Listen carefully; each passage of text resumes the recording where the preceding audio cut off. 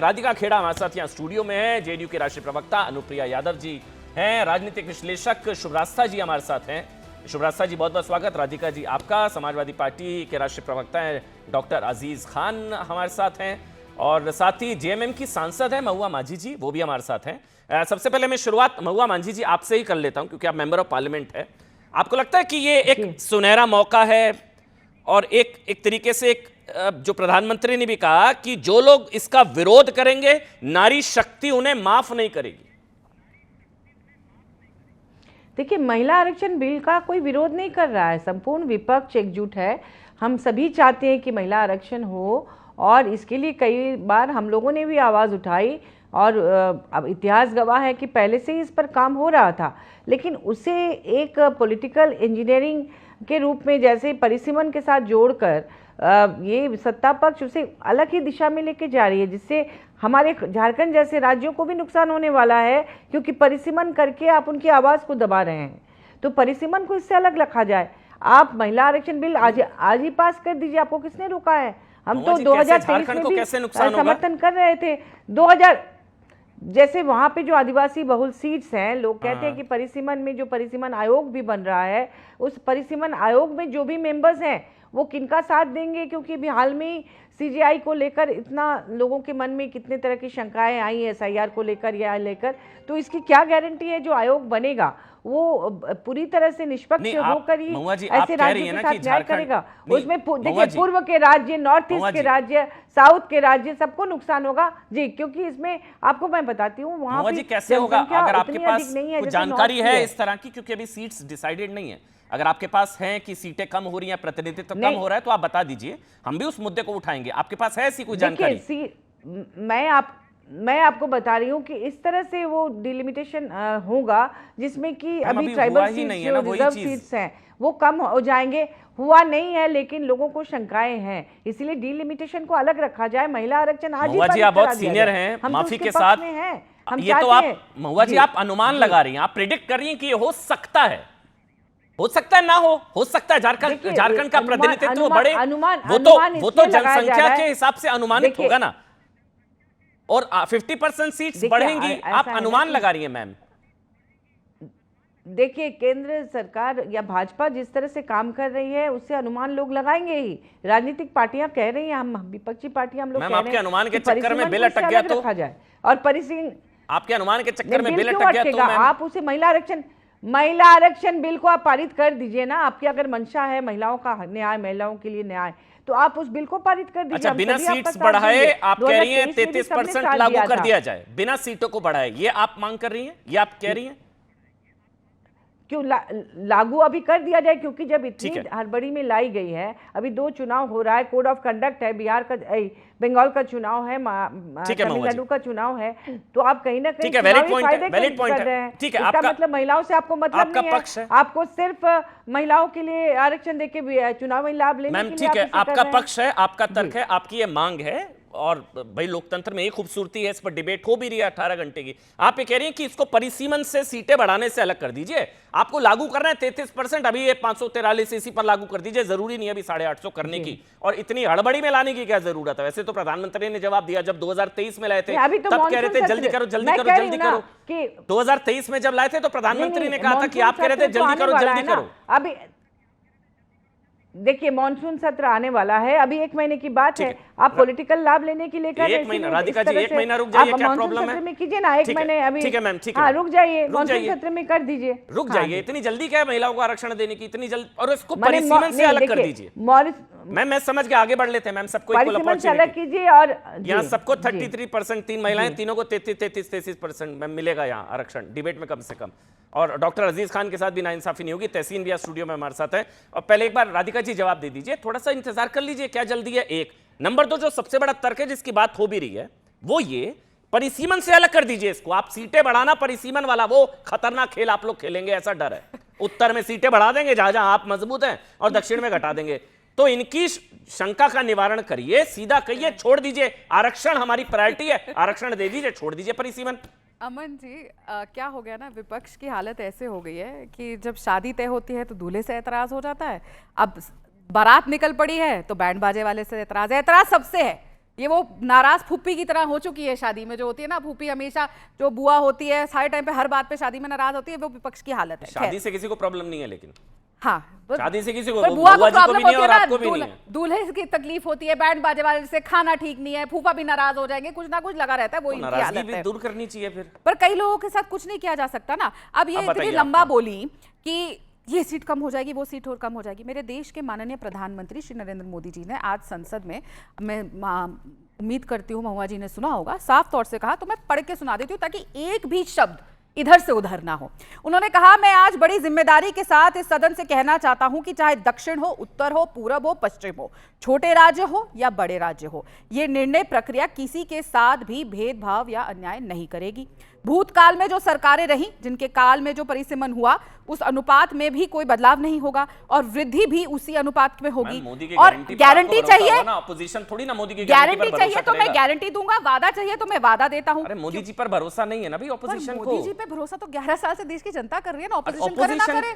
Opposition को नहीं है, तभी तो वो ऑपोजिशन में है, वरना वो सारे बीजेपी में नहीं। बिल्कुल सही कहा। इनको जब ऑपरेशन सिंदूर की बात आती है, इनको देश के रक्षा मंत्री पे विश्वास नहीं है, इनको देश के तीनों सेना चीफ के ऊपर विश्वास नहीं है, पाकिस्तान पे विश्वास है। ट्रेड डील की बात आती है, इनको भारत पे विश्वास नहीं। जवाब दीजिए, बिना परिसीमन के नहीं हो सकता क्या महिला आरक्षण? करे आप मुझे ये बताइए, जवाब दीजिए। मुझे ये बताइए, जो मौजूदा सीटें हैं, बताइए मांझी जी कि किस किस की सीट काटी जाए, पुरुषों की कम की जाए, SC ST वर्ग की कम की जाए, OBC की कम की जाए, किसकी कम करे? आप बताइए किसकी कम करनी है? वैलिड है, पहले ये बताइए।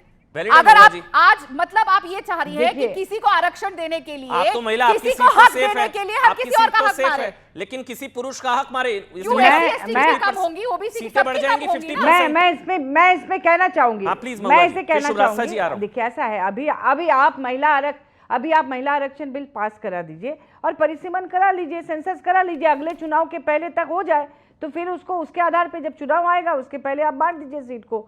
ये थोड़ी चुनाव आज ही आ रहा है, तो चुनाव जब भी आएगा इतनी मेहनत जो आप लोग कर रहे हैं कि ये मत करिए वो मत करिए, वो मेहनत ग्राउंड पे करिए। 2023 में आपकी तो सरकार झारखंड में, आपको कोई तकलीफ आप नहीं है।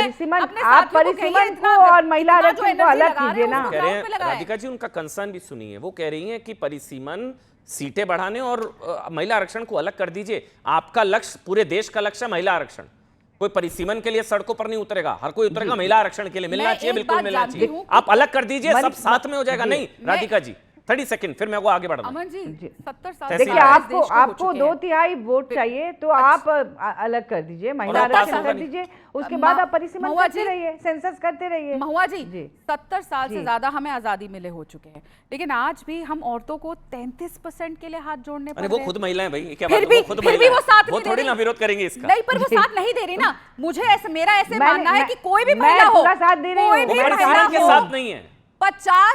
50% आधी आबादी है हम लोग परिसीमन का विरोध कर रहे हैं। हम लोग अभी, आपको तो खुश होना चाहिए कि डेवलपमेंट होगी। क्यों ऐसा होना चाहिए कि एक सीट पे 4 लाख वोट है, एक पे 15 लाख वोट है, एक पे 20 लाख वोट है? आप डेवलपमेंट नहीं चाहती क्या देश के अंदर? ठीक है।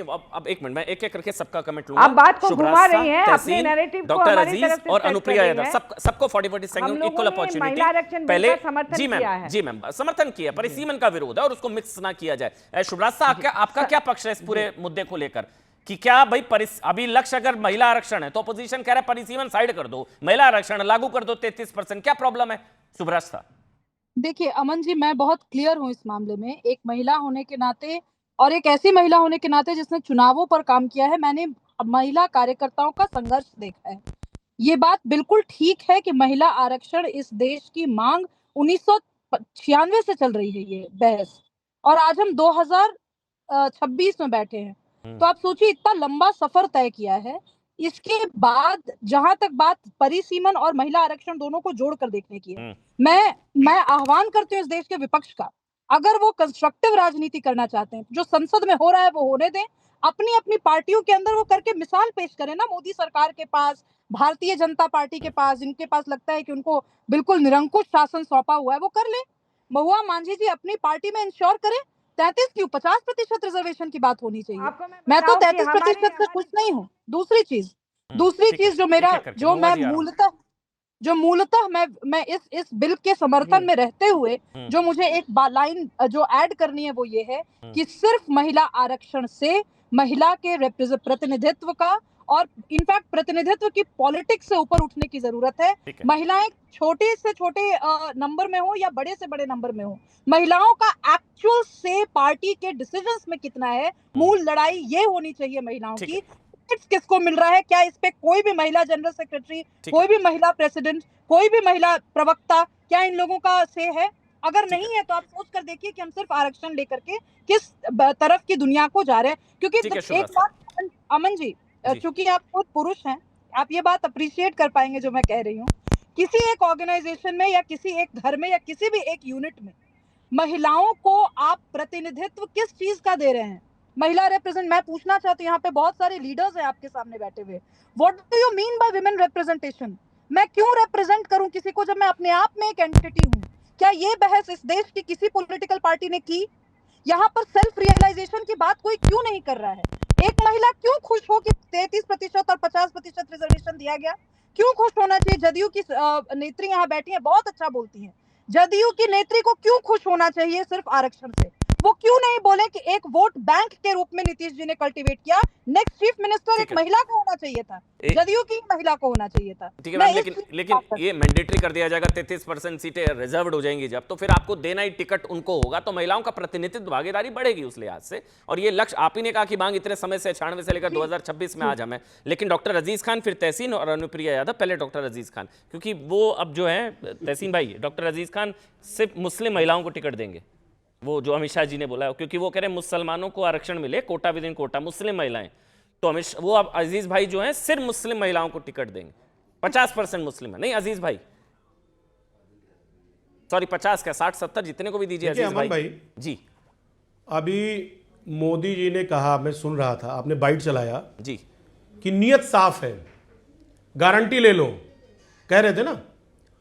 मैं एक बात आपको बताऊं, ये जो बड़ी बड़ी बातें 3 तलाक और पता नहीं क्या क्या बातें हो रही थी, मुझे लग रहा है ये सब ढोंग है। अभी तक तो बड़े हमदर्द बन रहे थे मुसलमानों के और कह रहे थे साहब जब तक मुस्लिम महिलाओं का विकास नहीं होगा तब तक देश का विकास नहीं होगा। आज हल्का सा मुसलमान का नाम ले लिया, मुस्लिम महिलाओं का नाम ले लिया हमारे नेता ने, सब आग लग गई, बड़ी दिक्कत पैदा हो गई। एक बात आप समझिए, देखिए एक बात आप समझिए अमन भाई, ये हमारे नेता का हमेशा मानना रहा है और हमारी पार्टी की जो विचारधारा रही है, आज हमारे नेता ने इस बात को भी बताया कि जेंडर जस्टिस और सोशल जस्टिस ये दोनों इंपॉर्टेंट हैं, क्योंकि अगर ये दोनों चीजें नहीं हैं तो यकीन मानिए जो हमारे देश की खूबसूरती है वो नहीं रह पाएगी। अब महिला आरक्षण की बात है और उस पर चर्चा हो रही है। अब आप देखिए कि अगर नीयत साफ होती तो 2023 में ये बिल पास हुआ और उसमें क्लास लगा दिया गया, 24 में लागू हो जाता, क्लास की जरूरत नहीं थी भाई। 33% आरक्षण को लागू करने के लिए इसमें डिलिमिटेशन की क्या जरूरत है भाई? हो गया सर, मुस्लिम आरक्षण पर बताइए, कोई आप मतलब नहीं मुस्लिम था। आरक्षण क्यों चाहते हैं? और अरे सुनिए ना मेरी बात, सुन ले, अरे सर सुनिए ना, मुस्लिम आरक्षण क्यों आप चाहते सुनिए, हैं? तरीका नहीं, पूरी बात कंप्लीट करने दी। नहीं, मुस्लिम आरक्षण सर आ रहा हूं ना, अब ऐसे नहीं होता है। अगर ऐसे ही होता है सर, अब सर मैं बात तय नहीं करूंगा करने कैसे देंगे होता है। अमन भाई, मुस्लिम आरक्षण कंप्लीट क्यों चाहते करने हैं दीजिए ना, आ रहा हूं ना। अरे भाई आप बात तो करने देना, आप सर ऐसे नहीं होगा ना, पूरी बात रखने दें। आज भी अगर बीजेपी की नीयत साफ है तो आर्टिकल 334 में क्लास 1 को हटा दे, क्यों हटा दे? डिलिमिटेशन वर्ड को हटा दे और लागू कर दे। ठीक है सर, लेकिन सरकार लागू नहीं करना चाहती। शोबाजी, शोर शराबा, लोगों में माहौल पैदा हो आज ये ना अजीज भाई कि विपक्ष महिला आरक्षण का विरोध कर रहा है, विपक्ष महिला आरक्षण का विरोध नहीं कर रहा है। सर सुनिए ना, आधारित आरक्षण क्यों चाहते हैं, बोलिए ना। अब 2.5 मिनट हो गया सुनते हुए। सर आप बात, अब सर बातें नहीं करने देंगे। अब आप जबरदस्ती वो दिखावापन, वही 3 तलाक वाला दिखावापन। अभी तक सब वो मुखौटा था क्या? सबका साथ सबका विकास का मुखौटा था क्या? अभी मुस्लिम महिलाओं के बड़े रहनुमा बन रहे हैं ना। हम नहीं फंस जाएंगे, पूरी बात सुनिए आप। आपने विरोध किया कभी हलाला का, कभी आपने विरोध किया कभी तलाक़े बिद्दत का। अमन भाई, मुस्लिम महिलाओं के बड़े रहनुमा बनते हैं ना आप लोग। के पक्ष में समाजवादी, अरे सुनिए ना, कभी विरोध किया? महिलाओं के पक्ष में समाजवादी पार्टी है। आपने बोला हलाला वगैरह सब बंद होना चाहिए, देश में यूनिफॉर्म सिविल कोड आना चाहिए, मांगा आपने कभी? बड़े मुस्लिम महिलाओं के रहनुमा बनते हैं। बहका रहे लोगों को, इधर उधर की बात नहीं कर रहा, मुस्लिम महिलाओं के रहनुमा बन रहे हैं ना। आपने कभी यूसीसी का सपोर्ट किया? सर सुनिए ना मेरी बात, नहीं सर आप ये इससे काम नहीं बनेगा। आप मुझसे सवाल क्या है, आप उसका जवाब सुनिए। समाजवादी पार्टी का स्टेक क्या है इसको समझिए आप। अगर वाकई में बीजेपी चाहती आरक्षण देना महिलाओं को, तो 2024 में आरक्षण क्यों नहीं दिया? 23 में बिल पास करने के बाद आज 24 में क्यों? आज बड़ी जल्दबाजी है, कई स्टेट में चुनाव है ना, बहुत जल्दबाजी है। और यही जो सेंसस की बात हो रही है, जातीय जनगणना हो जाने दीजिए, जातीय जनगणना हो जाने दीजिए। ठीक है सर, आप लागू करिए भाई, आप वो भी नहीं करने दे मांगे, रहे हो। आप कौन सी जल्दबाजी? 29 में चुनाव है। अखिलेश यादव ने भी, आपके नेता ने भी मांग की है, में आपके नेता ने मांग की है, उसकी बात ही नहीं कर रहे हैं। आपको लग रहा है गलत बोल गए अखिलेश जी, रामगोपाल जी गलत बोल गए क्या? सर मैं कह रहा हूं बोलिए ना, मुस्लिम महिलाओं को बोलिए ना, फिर आप मांग करने में 4 मिनट लगा दिया आपने। अरे तो मांग करिए ना, मैं अखिलेश जी की मांग के साथ मांग मिला रहा हूं। अरे सुनिए ना, आप अपने नेता की लाइन ही टोक कर रहे हैं भाई। सब आप एक बात, अमन भाई बात करने दे। लोकतंत्र है, मांग करने में का क्यों नहीं मांग किया जाएगा? क्या मुस्लिम महिलाएं इस देश की रहने वाली नहीं है क्या? तो दे दीजिए ना सबको उनका हक टिकट। नहीं है क्या? आप 33% मुसलमानों को दे दीजिए आप टिकट। 3 तलाक की बात करते हैं कि सब खत्म करा दिया, ये किया वो किया, क्या उनके विकास की बात नहीं करेंगे क्या? सुनिए ना मेरी बात, क्या उनके विकास की बात नहीं करेंगे? 5 मिनट से बोल रहे हैं और आप कह रहे हैं बोलने नहीं दे रहे, डेवलपमेंट है उनकी बात नहीं करेंगे क्या? अनुप्रिया मुस्लिम भाई, वो जो समाजवादी पार्टी कह रहे, अरे लगातार बोलते हैं आप, ये विक्टिम कार्ड जेब में रखकर ये मत करा करिए आप अजीज भाई। मेरे पर आरोप लगते हैं कि मैं आपको बहुत फेवर करता हूं, मेरे पर यह आरोप लगते हैं कि डॉक्टर अजीज खान को बहुत टाइम देते हैं आप, मेरे पर यह आरोप लगते हैं। बस ये देखते हैं, मेरे पर आरोप लगा रहे हैं कि डॉक्टर अजीज खान से आपका अलग प्रेम है, आप उनको ज्यादा मौका देते हैं। अनुप्रिया, हाँ आप मेरे ज्यादा अजीज हैं, इसलिए मैं आपको ज्यादा मौका देता हूं, ये आरोप लगते हैं। अनुप्रिया जी, महिलाएं, मुस्लिम महिलाएं नहीं है क्या? उनको भी आरक्षण दे देना चाहिए, कोटा विद इन कोटा, क्या प्रॉब्लम है? अनुप्रिया जी। नहीं अमन जी, जो महिला आरक्षण बिल पे जो चर्चा हो रही है और विपक्ष का जो रुख दिख रहा है, यह एक देश की विडंबना है कि यही विपक्ष जब उनको इलेक्शन लड़ना होता है और जब वोट लेना होता है तो कहती है कि लड़की है लड़ सकती हूँ, नारी हूं बदल सकती हूँ, महिलाओं का वोट चाहिए, लेकिन महिलाओं को जब प्रतिनिधित्व करने का मौका मिलेगा तब उनको उनके पेट में दर्द होता है। और इनके यहाँ महिलाएं का भी कैटेगरी होता है। कैटेगरी क्या होता है कि परिवार की महिलाएं हैं तो मौका मिलेगा, आप किसी दल के नेता की महिला कार्यकर्ता है आपको मौका नहीं मिलेगा। लेकिन सच्चाई यह है कि देश में अगर आज इतने सालों के बाद, आजादी के बाद भी महिलाएं अपने आरक्षण की मांग कर रही हैं, उसमें भी रोड़ा अटका रही हैं, तो विपक्ष की मंशा साफ दिखती है कि इनकी राजनीतिक बस है, ये राजनीतिक करते हैं महिलाओं के इर्द गिर्द, लेकिन महिलाओं के उत्थान के लिए इनका कहीं भी ध्यान नहीं होता है। दूसरी बात, ये जो हमारा भारत है, यहाँ पे बहुभाषीय बहु धार्मिक लोग रहते हैं, हिंदू मुस्लिम सब बराबर है, संविधान तो कहता है सबके लिए है और देखना भी चाहिए। ये जो हमारे यहाँ, मैं बिहार से बिलोंग करती हूँ और नीतीश कुमार जी के शासनकाल को अगर मैं याद दिलाऊं तो आपको पता होगा कि यहाँ आरक्षण की जो सीमाएं हैं वो सभी महिलाओं के लिए है। ऐसा नहीं कहा गया कि आप अग्री जाति से हैं इसलिए आपको नहीं मिलेगा, आप दलित से हैं इसलिए आपको नहीं मिलेगा, आप मुस्लिम इसलिए नहीं मिलेगा। महिला अपने आप में इस देश में पिछड़ी है, ठीक है, जिनके लिए राजनीतिक में आना एक अपने आप में चुनौती है। मेरे को तो आपत्ति चुनौती है कि जहां पे महिलाओं को नेतृत्व करने का मौका नहीं मिलता है, आप कार्यकर्ता के रूप में उनको खटवा लेंगे, लेकिन जब प्रतिनिधित्व करने का मौका मिलेगा उनको नहीं मिलेगा। अड़ंगा लगाते हैं ये लोग, अड़ंगा लगाते हैं और प्रधानमंत्री बोलते हैं कि भाई नियत में खोट होगी तो नारी शक्ति माफ नहीं करेगी। मतलब आप महिला आरक्षण का विरोध करेंगे तो बंगाल की बेटियां जो है ना, बंगाल की बेटियां, माँ माटी मानुष की जो जमीन है वो बदला लेगी बंगाल की बेटियां। लेकिन अजीज भाई, हिंदू महिलाओं के लिए आरक्षण नहीं मांगा, इनको हिंदुओं से बड़ी प्रॉब्लम है। अगर मांगना था मुस्लिम महिलाओं का ही क्यों आरक्षण मांग लेते हिंदू महिलाओं को, हिंदुओं से बड़ी प्रॉब्लम है आपको। लेकिन तहसीन पहले बोलेंगे। अब तहसीन पूनावाला, ये सवाल कितना वाजिब है मुझे टेक्निकली समझाइएगा। दो पक्ष हैं, एक ये कि डिलिमिटेशन जरूरी, बिना डिलिमिटेशन बिना सीटें बढ़ाए नहीं हो सकता 33% आरक्षण, जो राधिका जी का बीजेपी का पक्ष।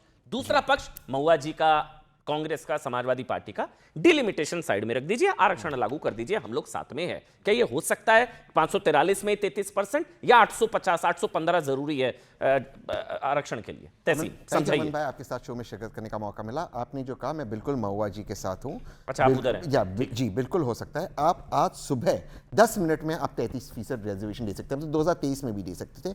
और आपको याद है न्यूज़ 18 जब उस वक्त पार्लियामेंट के बाहर हम कर रहे थे, जब आदरणीय प्रधानमंत्री सितंबर 2023 में उन्होंने पास किया, तब भी हम कह रहे थे इमीडिएटली इसको डीलिमिटेशन से डीलिंग कीजिए। मैं इसको एक या दो चीज समझा देता हूँ। डीलिमिटेशन का प्रावधान, क्योंकि जो अर्जुन मेघवाल साहब ने पार्लियामेंट में कहा और जो वैसे समझाना, मैं आप ही क्योंकि थोड़ा कोई बात नहीं, तो 543 में 33% हम दे दे रिजर्वेशन जी, तो ये नहीं होगा कई जो है सिटिंग मेंबर ऑफ पार्लियामेंट जो मेल पुरुष होंगे उनकी टिकटें कटेंगी, महिलाओं को दिया जाएगा, तो उसमें प्रॉब्लम आपको लगता है प्रैक्टिकल होगा? जो प्रैक्टिकल है, प्रैक्टिकल होगा, बिल्कुल प्रैक्टिकल है। और ये और एक प्रॉब्लम सॉल्व कर देता है जो आदरणीय नीतीश जी ने कहा था जब उन्होंने अपोज किया था। हिस्टोरिकली नीतीश जी ने 96-97 में अपोज किया था, और जब अटल जी ने पहली बार आया था, आपको याद है अमन जी, और उसके बाद फिर नीतीश जी इसके प्रोपोनेंट बने, उसमें कोई दो राय नहीं, लेकिन बता देता हूं। और अन्य पार्टी ने, ये पार्टी क्या तो पार्टियां तो वैसे ही दे सकती हैं 33%। हाँ, फिर इनको वेट ही क्यों करना है? मैं कॉन्स्टिट्यूशनल अमेंडमेंट की बात नहीं, मैं वैसे पूछ रहा हूं तहसीन आपसे, आप ही बोलिए, हम लोग ऐसे बात कर सकते हैं। जी जी, मैं कह रहा हूं पार्टियां तो वैसे ही दे सकती हैं। बिल्कुल, कोई नहीं दे रहा है ना,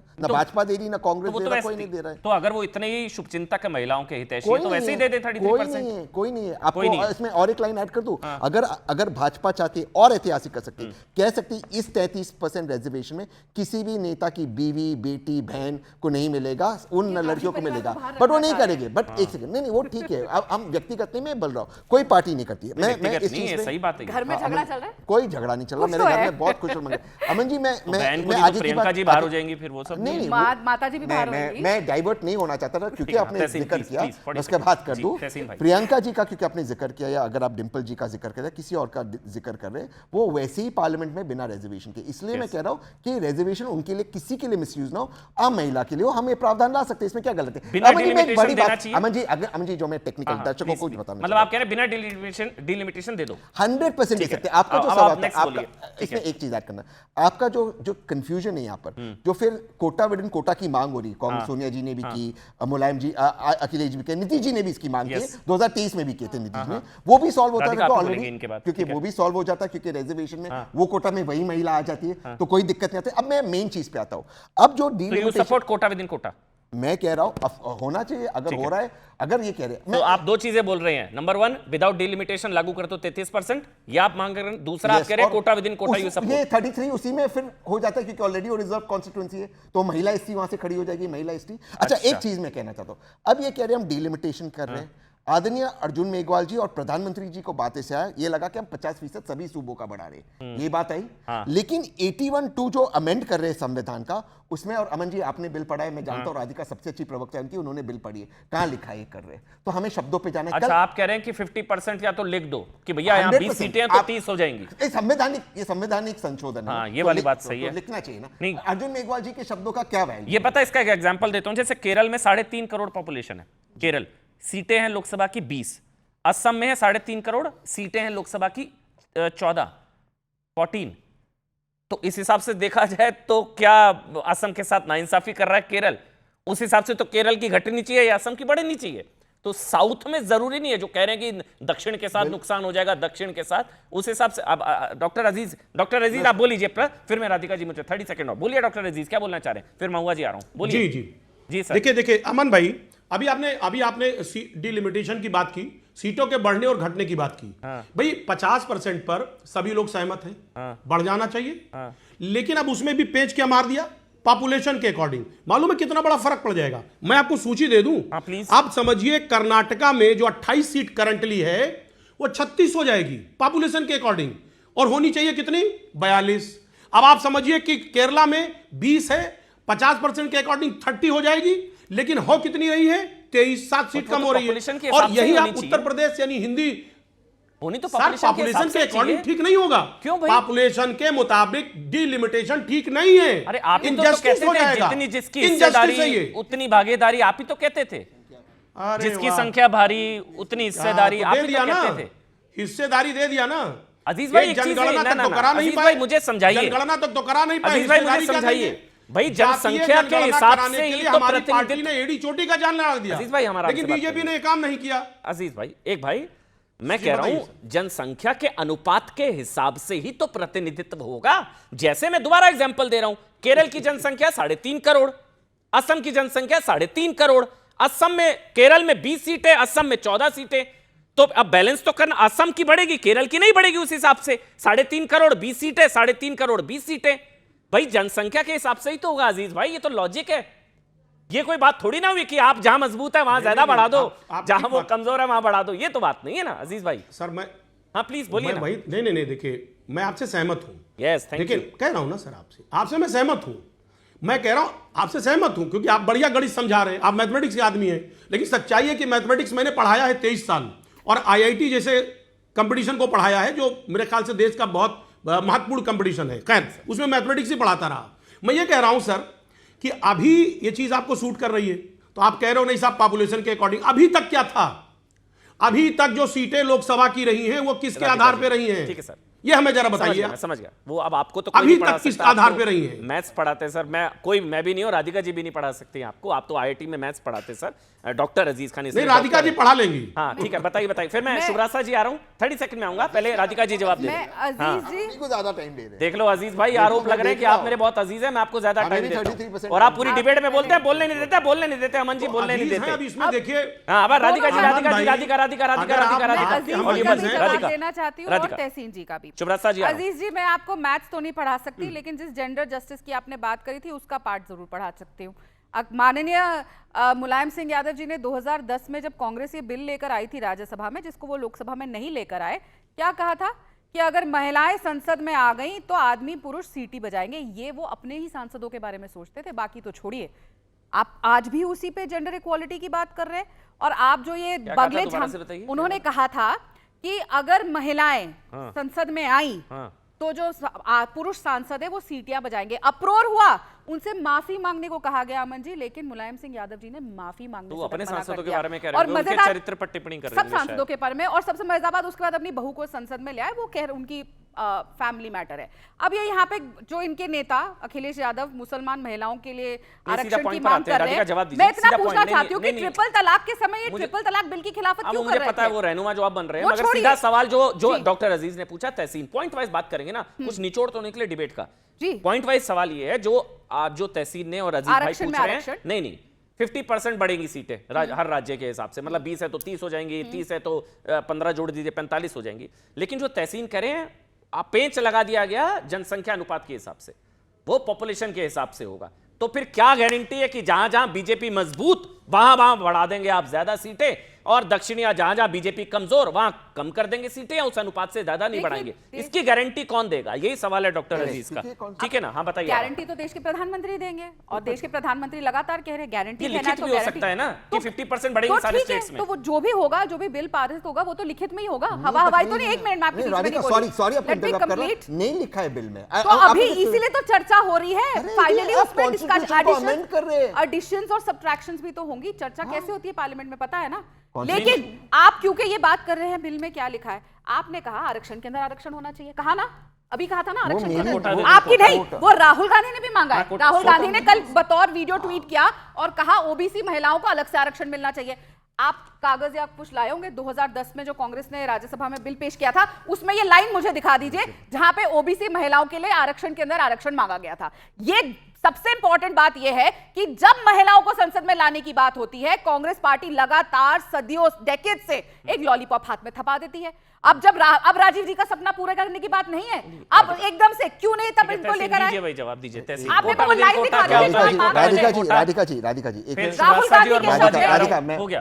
हाँ 30 सेकंड मैं कांग्रेस सत्ता के बारे, आप संविधान को दूसरी बार आपने उस संविधान का सत्ता के अंदर आपने उस कॉन्स्टिट्यूशन को 2023 में अमेंड किया, उसी अमेंडमेंट को आप वापस अमेंड कर रहे हो और आप कह रहे हो हम पे भरोसा कर रहे हैं, हम लिखित में नहीं देंगे। भाई आप लिखित में ठीक है। शुभराज एक मिनट, नहीं प्लीज आगे बढ़ना, मैम बड़ा पैनल है। शुभराज जी ये जो लॉजिक है, ज्यादा समय आपने अजीज जी को दिया और महिलाओं का ही टाइम काट रहे। गलत बात है। नहीं टाइम नहीं काट रहा भाई, शुभराज जी के पास ही जा रहा हूं। जबकि हम अगर सरकार में हमें सबसे ज्यादा टाइम मिलना चाहिए ये बातें क्लियर करने को, जो ये फेक नैरेटिव फैलाया जा रहा है। अच्छा चलिए, बिल्कुल फेक नैरेटिव फैला रहे हैं आप लगातार। ठीक है, बोलिए राधिका, बोलिए 30 सेकंड बोलिए। 30 सेकंड बोलिए राधिका जी, बोलिए 30 सेकंड। अरे भाई अरे इतनी कॉन्वर्सेशन। चलिए ठीक है शुभराज जी, मैं सीधा सवाल आपसे ये ले रहा हूं। शुभराज जी जो आपत्ति है वो ये है कि भाई जहां जहां बीजेपी मजबूत वहां बढ़ा देंगे सीटें, जहां जहां बीजेपी कमजोर वहां घटा देंगे सीटें, या उतनी नहीं बढ़ाएंगे। ये एक चिंता है और ये वाजिब चिंता है, ये हो सकता है। बिल्कुल वाजिब चिंता होनी चाहिए। विपक्ष को महिलाओं पे थोड़ा भरोसा करना चाहिए। वो हो सकता है वो विपक्ष उन जगहों पर कमजोर इसलिए है क्योंकि सिर्फ मेल रिप्रेजेंटेटिव्स को खड़ा किया हुआ है। हो सकता है विपक्ष वहां पे मजबूत इसलिए नहीं है क्योंकि उन्होंने मुसलमान महिलाओं को प्रतिनिधित्व नहीं दिया। तो जहां जहां पर विपक्ष कमजोर है वहां पर अग्रेसिव मुसलमान महिलाओं को करे आगे लड़े भाजपा से। ये किस तरीके का तर्क है अमन जी? और मैं दूसरी बात बता दूं, जब महिला आरक्षण की बात कैसा है मैं आपको बताता हूं। फॉर एग्जाम्पल गुजरात है, ठीक है, आप गुजरात में जनसंख्या के हिसाब से है, कुछ भी अनुपात के हिसाब से होगा तो गुजरात में आप ज्यादा बढ़ा दें, आप जो मध्य प्रदेश में ज्यादा बढ़ा दे, जहां जहां मजबूत है वहां ज्यादा बढ़ा दे, और फिर दक्षिण केरल या जहां जहां आप लोग कमजोर हैं वहां आप थोड़ा कम सीटें बढ़ाएं, तो ये चिंता तो फिर ये तो वाजिब थी, ये तो कैलकुलेटिव स्टेप हुआ ना, ये चिंता है। बिल्कुल। मैं एक बात तो ये मुझे लगता है अंडरलाइन करने की जरूरत है कि किसी भी लोकतंत्र में अगर संसद से कोई भी एक्ट पारित होता है, क्या वो नॉन पॉलिटिकल हो सकता है? मैं आपसे पूछती हूँ अमन जी, नहीं, ये कौन लोग हैं जो opposition तो बिल ये नहीं पारित कर चाहेगा रहे ना, हैं? ये लेकिन सब पॉलिटिशियंस है ना। जी। तो वो पॉलिटिशियन स्ट्रेटेजाइज नहीं करेगा, पॉलिटिशियन नहीं देखेगा कि उसको फायदा हो रहा है या नुकसान हो रहा है। मैं दूसरी बात कर रही हूँ अमन जी, मैं ये कह रही हूँ कि जब महिला आरक्षण की बात होती है, जी। जब महिलाओं के बढ़ते प्रतिनिधित्व की या महिलाओं की बढ़ोतरी की बात होती है, तब हम जनरल इशू क्यों डिस्कस करते हैं? मुझे क्या एक बात बताइए, ये अनुप्रिया जी ने बहुत अच्छी बात कही, महिलाएं अपने आप में एक वोट बैंक हैं। मुझे क्यों बात करनी है ओबीसी महिलाओं पे? एक महिला होने के नाते मेरे लिए मांझी जी हो, यादव समुदाय का रिप्रेजेंटेशन वो कर रही है, महुआ जी, खेड़ा ठीक है। संप्रदाय का कर रही है, मैं शायद मिश्रा सही का बात कर रही हूँ, मुझे कोई फर्क नहीं पड़ता। ये बात भी सब लॉजिकल है महुआ जी, बिल्कुल, चाहे मांझी कोई मैं ओबीसी है, इसमें ईबीसी है, secularism शुभ्रा discuss नहीं करूंगी, ये I'm quota sorry। Within quota की मांग तो वाकई अजीब है। महिलाओं में भी आप ढूंढें कि ये इस जाति की, इस जाति की, आपको देना है तो आप दे दे, सारा ओबीसी दे दें आप 33%। महुआ जी, ये quota within quota, you support this ma'am? देखिए, हमारे यहाँ तो ST SC महिलाओं को ऑलरेडी मिला हुआ है, और पंचायत में आप जानते हैं हमारे यहाँ 50% आरक्षण है। बहुत सारी महिलाएं अब मुखिया बन रही हैं, जिला परिषद में अध्यक्ष, चेयरमैन बन रही है, और महिलाओं के लिए हमारे राज्य में इतना ज़्यादा काम हो रहा है। मैया सम्मान योजना, सावित्रीबाई फुले किशोरी समृद्धि योजना, भाजपा के कार्यकाल में हमारे यहाँ महिला ट्रैफिकिंग की समस्या बहुत ज़्यादा थी, लेकिन जब से हमारी सरकार बनी है, माननीय मुख्यमंत्री हेमंत सोरेन जी उनको सशक्त कर रहे हैं, शिक्षा के क्षेत्र में, स्वावलंबन के क्षेत्र में, हर क्षेत्र में वो काम कर रहे हैं, तो वहाँ ऐसा नहीं है। लेकिन डर इस बात का है जल्दी से जल्दी लागू हो ये होगा, और नहीं, मैं वहाँ डिलिमिटेशन होने से जैसा शंकाएं आ रही हैं कि फिर वो आदिवासी सीट्स घट जाएंगे और फिर जनरल सीट्स ज़्यादा हो जाएंगे, तो उसमें उन महिलाओं को प्रतिनिधित्व करने का मौका नहीं मिलेगा जिसे हम ट्रैफिकर से छुड़ा के लाए हैं, जिसे हम बिल्कुल जो शिक्षित नहीं थी उसे शिक्षित किया जा रहा है, तरह तरह के स्कूल कॉलेज खोलकर उनको विदेशों में भी पढ़ाया जा रहा है, तो उनकी उपस्थिति कहाँ होगी? और दूसरी बात, जैसे साउथ के राज्यों में मोटा तौर पर यही है कि भाई 2023 में पहले इसे लागू किया जाना चाहिए या नहीं लागू किया जाना चाहिए, लागू हो पाएगा या नहीं हो पाएगा? जो विरोध कर रहे हैं उसके चक्कर में कहीं ये बिल अटक जाएगा, यही चिंता है जो प्रधानमंत्री ने भी कहा। ठीक है मैम, मेरे को वाइंड अप करना होगा, समय का थोड़ा सा अभाव है। जो प्रधानमंत्री ने कहा कि 2023 में जब लाए तो कह रहे थे जल्दी लाओ जल्दी लाओ जल्दी लाओ, आप कह रहे हैं इतनी जल्दी क्या है? 2029 से पहले क्या हो जाएगा लागू? थोड़ा सा